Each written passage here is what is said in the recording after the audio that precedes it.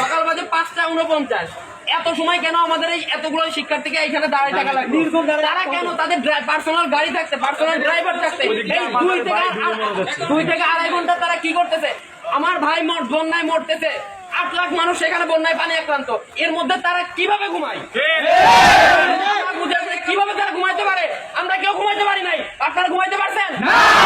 এর মধ্যে তারা আমাদের ফোন ধরতেছে না, কিন্তু তাদের যারা কর্মকর্তা আছে তাদের সাথে যোগাযোগ করতেছে। তারা 10 মিনিট আগে 15 মিনিট আগে বলছে আমরা বের হইছে। কেন তারা 2 ঘন্টা আগে কেন বের হবে না? তালিকা দূষণ থাকবে না?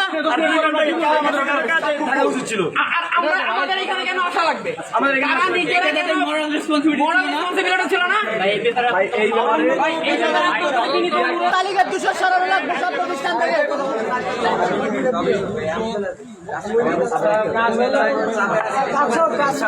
কাজ করার কথা ছিল, কিন্তু তারা কাজে অবহেলা করছে, তাদের সকলের বিরুদ্ধে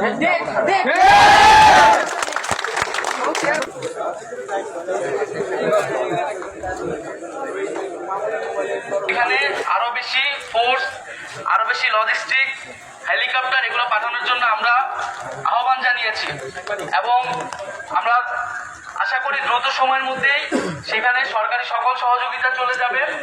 এবং ছাত্র জনগণকেও আমি ধন্যবাদ জানাচ্ছি যে তারা আছে এবং সকলের প্রতি আহ্বান থাকবে যে আপনারা ঐক্যবদ্ধভাবে প্রতিটা বিশ্ববিদ্যালয় বা যেভাবে ত্রাণ গ্রহণ করছেন সেটা ইউনাইটেডলি করেন এবং সরকারের জায়গা থেকে প্রধানমন্ত্রী দপ্তরে যে ত্রাণ তহবিল আছে সেখানে সব টাকা সকালের মধ্যে সেখানে। এবং আমরা যেভাবে গণ অভ্যুত্থান করেছি ঐক্যবদ্ধভাবে, এটি আমাদের একটি ন্যাশনাল ক্রাইসিস সামনে চলে এসেছে, সেটাকে আমাদের আবার সেই ইউনিটি ধরে রাখতে হবে। সেই জায়গা থেকে সকল সামাজিক রাজনৈতিক শক্তিকে আমরা আহ্বান জানাচ্ছি, আমরা ব্যবসায়ীদের আহ্বান জানাচ্ছি যে আমরা সকলে একসাথে সেখানে যাতে যার যার জায়গা থেকে সর্বোচ্চ সক্ষমতা দিয়ে আমরা কাজ করব এবং আমরা বাংলাদেশকে রক্ষা করব। এবং আমরা জানি যে এই যে বাঁধ খুলে দেওয়া হলো এবং একটি রাজনৈতিক জায়গা থেকে কিন্তু এই দুর্যোগটিকে নিয়ে আসা হলো বাংলাদেশে, সেই জায়গা থেকেও আমাদের এই রাজনৈতিক প্রশ্নটিকে কিন্তু মোকাবেলা করতে হবে।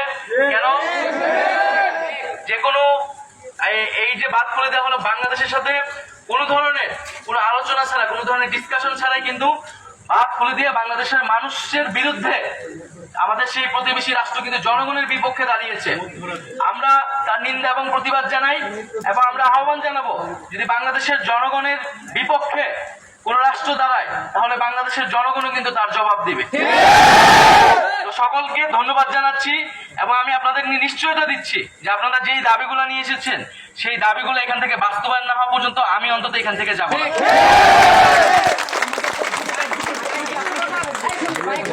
ভাই আমরা হচ্ছে ঢাকা ইউনিভার্সিটি থেকে রাত 2টার দিকে আমরা সবাই ইউনাইটেড হয়েছি। আমরা হলে গিয়েছি, বাইকিং করে হল থেকে আমরা 3টা নাগাদ আমরা চলে আসছি। 3টা থেকে 3:30 নাগাদ আমরা এখানে আসছি। এখন ভাই আমার মেইন ব্যাপার হচ্ছে এখানে আমি তাদের যে জনসংযোগ কর্মকর্তা আছে এবং তাদের যে ডিএস অ্যাডমিন আছে তাদের দুইজনকে আমি অসংখ্যবার ফোন দিয়েছি। আমার পার্সোনাল নাম্বার থেকে ফোন দিয়েছি, অফিসের টেলিফোন থেকে ফোন দিয়েছি, তারা আমাদের ফোন ধরে নাই। কিন্তু কোনোভাবে আমি তাদের একজন সদরঘাটে কর্মরত একজন স্টাফকে পেয়েছি, তাকে আমি ফোন দিয়েছি। সে যখন তাদেরকে ফোন দিয়েছে সে তখন তাদের ফোন ধরেছে, তাদের সাথে কিন্তু আমরা যখন ফোন দিচ্ছি তারা আমাদের ফোন ধরে না। কেন ভাই? এটার আমরা সুস্থ তদন্ত চাই। কেন